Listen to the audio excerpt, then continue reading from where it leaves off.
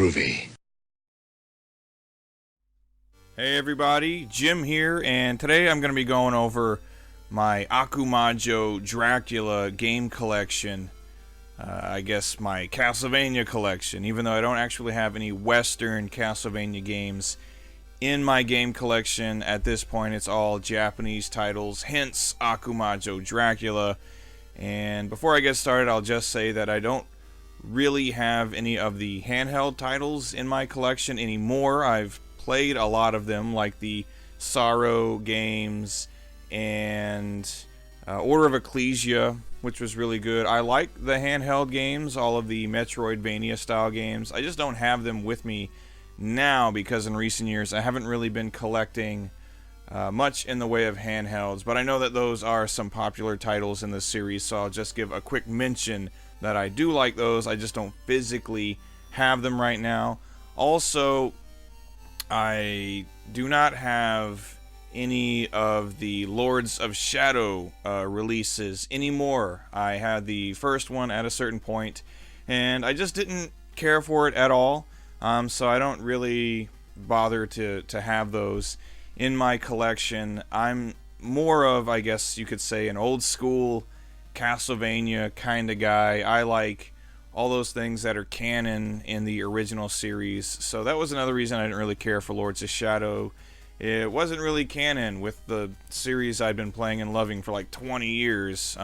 Maybe you can just say that like that's me, that's my old-timey bias, that, you know, I didn't care for they were doing something new, but yeah, just gameplay-wise and story-wise, I wasn't a big fan of Lords of Shadow. Anyway, that's really kind of deviating from what I'm here to do right now, and that's talk about my Akumajou Dracula collection, so that's what I'm going to do, and we're going to get started with the original Akumajou Dracula for the Famicom Disk. This is just the original NES Castlevania, but it does have a save feature. You can save game files onto this, so you don't have to bother with a password system, which is kind of a detriment in a way, because if you want to just go ahead and skip ahead to a certain stage or skip ahead to the fight with Dracula, you don't really have that option here if you don't have a save file that's already there. So I guess the passwords are convenient in that regard, but other than that, this is still the exact same game. It just has load times and you have to flip the disc over every once in a while. And it's my understanding that the audio is actually improved if you play it on the disc version. So that's something else to consider. But Akumajou Dracula for the Famicom Disk, a very cool little piece to have in my collection. This did get a cartridge release for the Famicom as well, but it's really expensive, much more rare and expensive than the disc version. But you know, that's fine. I'm perfectly happy having the Famicom Disk version. Very cool. Akumajou Dracula Famicom Disk. Dracula 2, aka Castlevania 2 Simon's Quest. I like that they just call it Dracula 2 instead of Akumajou Dracula 2, like it's a film sequel or something like that. Simon's Quest, a game that gets, I don't know, at first it was everybody hated it, but then more recently I've been seeing a lot of people coming out and saying, actually, it's a pretty cool game, I actually like it. I do too. I think this is a pretty cool game. I don't like it as much as the straightforward Castlevania games, because I'm kind of, you know, that's just my style. I'm kind of a purist. I like just straightforward action titles. This has plenty of action, but of course there's lots of exploration, and you gotta find items and do this, that, and the other thing. So in that regard, I guess you could say it has more in common with the MSX version of the original Castlevania, which I don't have at this point, but I'm watched some video of it, and it looks like it more or less carries on like this. There's lots of exploration to be done.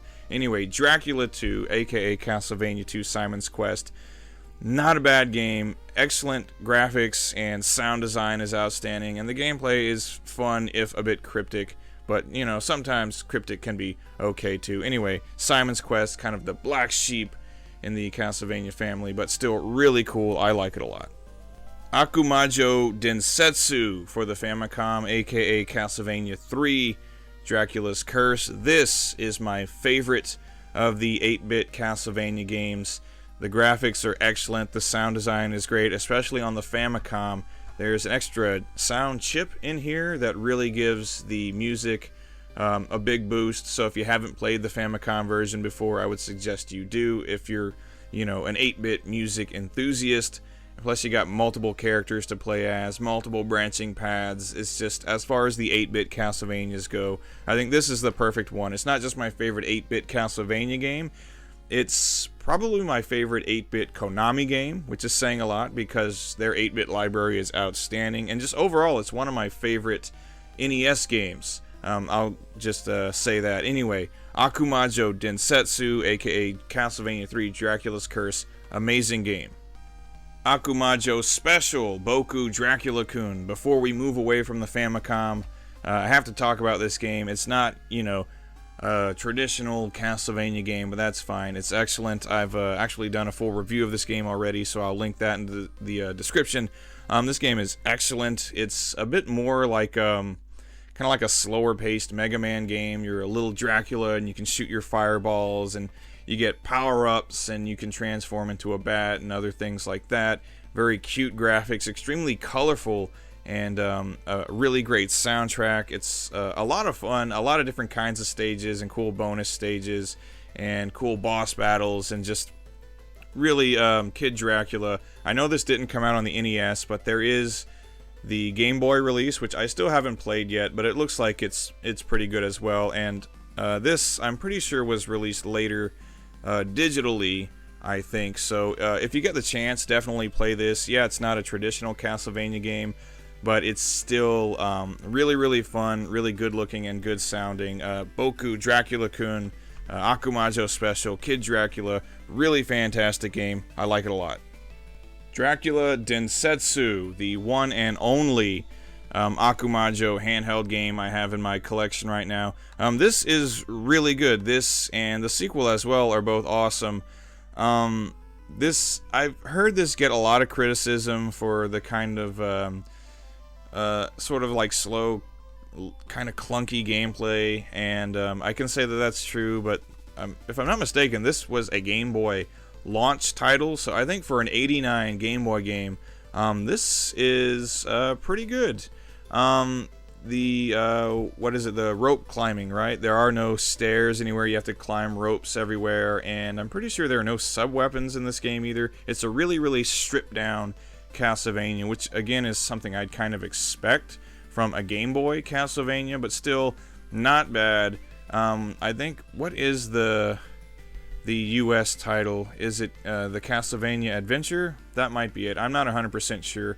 But the Japanese title, Dracula Densetsu, the Legend of Dracula, pretty cool title in its own right. Anyway, Dracula Densetsu for the Game Boy. If you have a Game Boy or Super Game Boy, I'd recommend picking this up and the sequel, which I believe is called Belmont's Revenge. They're both pretty cool. Dracula Densetsu, not as bad as you might think it is. Akumajou Dracula X Chi no Rondo, aka Dracula X Rondo of Blood, for the PC Engine CD. You know, I know this game is known for being kind of like a rare and expensive game on the PC Engine CD. Not the most expensive, mind you. There are some that are much more costly than this one, but that's mainly, I think, what comes to people's minds. If they haven't played it, at least, they think, oh, that's one of those kind of more elusive PC Engine CD games. This is actually one of my favorite Castlevania games because, like I said, I'm kind of a purist. I like that classic action style, and aside from 4, I think this game does it about as good as it can be done. It controls really well. It's definitely nowhere near as cheap or difficult as the Dracula X on SNES would be. The graphics are great. The sound design is amazing. The gameplay is fun. You got a lot of different branching paths you can take. You can save a bunch of maidens, and you can even save Maria and start playing as Maria after that. So overall, I would say that this is in my top 5 Castlevania games. It's actually really, really good. It's not just a rare and expensive game. It's actually just a damn good Castlevania game and a really good action platformer overall. Dracula X, Rondo of Blood for the PC Engine CD, and really outstanding game. I'd recommend picking up the PC Engine version. Probably isn't very practical because of how expensive it is, but if you can play it on the PSP or you can play it digitally I would recommend you do, especially if you're a Castlevania fan and you haven't tried it yet. You might be surprised at just how good it is. Again, Dracula X, Rondo of Blood, excellent game. I like it a lot. Akumajou Dracula for the Super Famicom. Moving on to the SNES games. This is the Japanese version of Super Castlevania IV, and this is my favorite Castlevania game. It's potentially my favorite SNES game, which would place it high in the running for my favorite game of all time. This is just, for an action platformer, it's the total package. The graphics are awesome, the sound design is amazing, and the gameplay is like perfect, really. It's challenging but not cheap, and it's just fun, and it controls just perfectly. Yeah, Akumajou Dracula, Super Castlevania IV. I mean, whatever region you're playing it in, whether it's this or the North American or PAL version, this is about as good as 16-bit action platforming gets. Akumajou Dracula, Super Castlevania IV, one of my all-time favorite games. Akumajou Dracula X, or just Dracula X as it's known in North America, and Vampire's Kiss in Europe, which I think Vampire's Kiss is a really cool title. This game, it's really unfortunate because it had the potential to be like the best possible Castlevania. The graphics and sound design are absolutely outstanding. If they would have just brought over the gameplay from Castlevania IV and put it in here, this game would be so amazing. But as it is, the controls are stiff. It goes back to the traditional Castlevania style of only being able to whip in one direction. You got all those buttons on the SNES controller, but you still have to press up and the attack button to use your sub weapons, which is lame. And then there's just so many like cheap deaths in this game, so many pits to fall in, so many jumps that are just as they call them in Japan. I believe they call them giddy jumps. It has to be like at that exact right spot, or you fall and you gotta try again, or you go down a pitfall and go through a different route that's even more difficult. So while this game isn't bad, it is nowhere near as good as it could have been. It's not even approaching the level of Super Castlevania IV, and it's definitely not as good as Dracula X on the PC Engine. So still a decent game, just kind of disappointing actually. Akumajou Dracula X, good, but it could have been a lot better. Vampire Killer for the Sega Mega Drive, aka Castlevania Bloodlines, aka Castlevania the New Generation. This is another really amazing Castlevania game. I like this a lot. I would also put this one in my top 5. I love the graphics, I love the sound design. Konami games on the Mega Drive all have really excellent soundtracks. You have 2 different characters to play as who have different strengths and abilities. The level design is really great. The bosses are great. It's challenging, but not frustratingly so. This is just an all-around, really well-made action platformer. Vampire Killer, again, this would be in my top 5. It plays, I'm not going to say perfectly. I don't think it plays as well as Castlevania IV, but it's up there. It's definitely better than Dracula X on the SNES. At least I think so. Vampire Killer, aka Bloodlines, New Generation, whatever it is. If you can get your hands on this game, I'd recommend you do. It is fantastic. I think one of the better Castlevania games. Castlevania Chronicles, as I show you my cracked up case here, one of the consequences of moving from place to place pretty regularly. Castlevania Chronicles, really cool. It's the X98000 version of Akumajou Dracula, at least I think that's what it is, and then there's an arranged version as well with some changes to the graphics and different soundtracks. These are fun. They also play in the traditional Castlevania style, so you whip in one direction and you have to press up in the attack button to throw your items. It is a fairly difficult game, but not, I guess you could say it has some cheapness to it. Lots of pitfalls, lots of really like inconvenient enemies, like those little things that'll either fly or bounce around, and you're in a situation where you have to jump. There's no other choice, and you're always going to take damage. A lot of stuff like that in this game, but it's still really enjoyable, especially if you want to see what the X98000 version was, but you can't afford an X98000 with a copy of Akumajou Dracula because they are very kind of rare and expensive. It seems really cool, but it's just not practical. This is a much more practical way to play it, and the arrange mode is good too. So I do like Castlevania Chronicles. Definitely not. This I would not put in my top 5. It's good, but it's not great. Anyway, Castlevania Chronicles, if you pick up either the Japanese version or the North American version, I'm not sure if it was released in PAL territories or not, it's not bad. It's not great, but I'd say as far as the whole timeline of Castlevania games goes, this is one of the more mediocre offerings. It definitely doesn't hold a candle to like Castlevania IV or Rondo of Blood, but it's still pretty cool. Castlevania Chronicles, definitely check it out. Not a bad game. Akumajou no Dracula X, Gekka no Yosokyoku, aka Castlevania Symphony of the Night. This is one of the best Castlevania games, one of the best PlayStation games. It introduced the Metroidvania gameplay style. I love this game. It's another one that's in my top 5. This is probably my number 2 Castlevania game of all time. It's amazing. I played it when it first came out way back in 1997, I do believe. And at that point, I had not played a Castlevania game since Castlevania IV, and I was just blown away by how cool this was, how great the graphics looked, and how awesome the soundtrack was. And playing as Alucard, because at that point I had not played Castlevania 3, so I didn't know who Alucard was. I didn't know who Richter was. This was all very new to me, but very, very cool. And I grew to love this game. I wasn't really a big Metroid fan at the time, but because I was already a big Castlevania fan, I ended up really getting into this style of gameplay.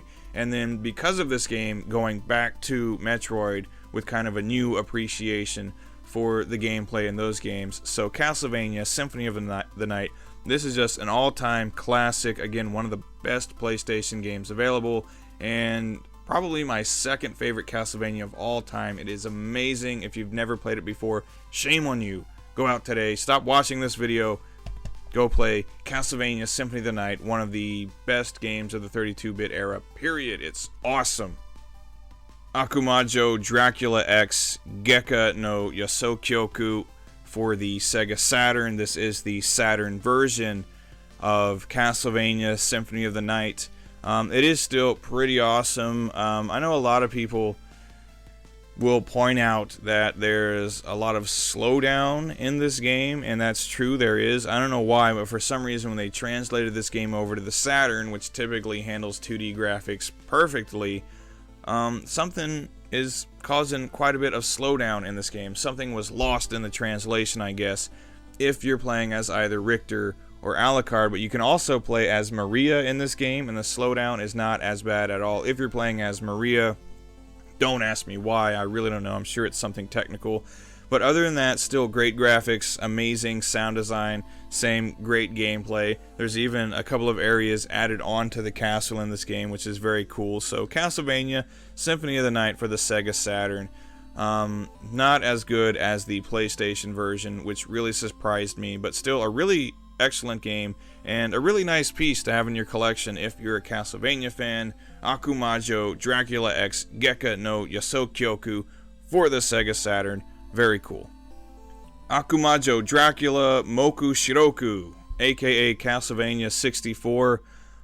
This is a game that, you know, as a collector and as a fan of the series, I wanted in my collection, especially since the box, you know, super awesome. Japanese boxes are always great, but this I almost don't even really consider to be a Castlevania game.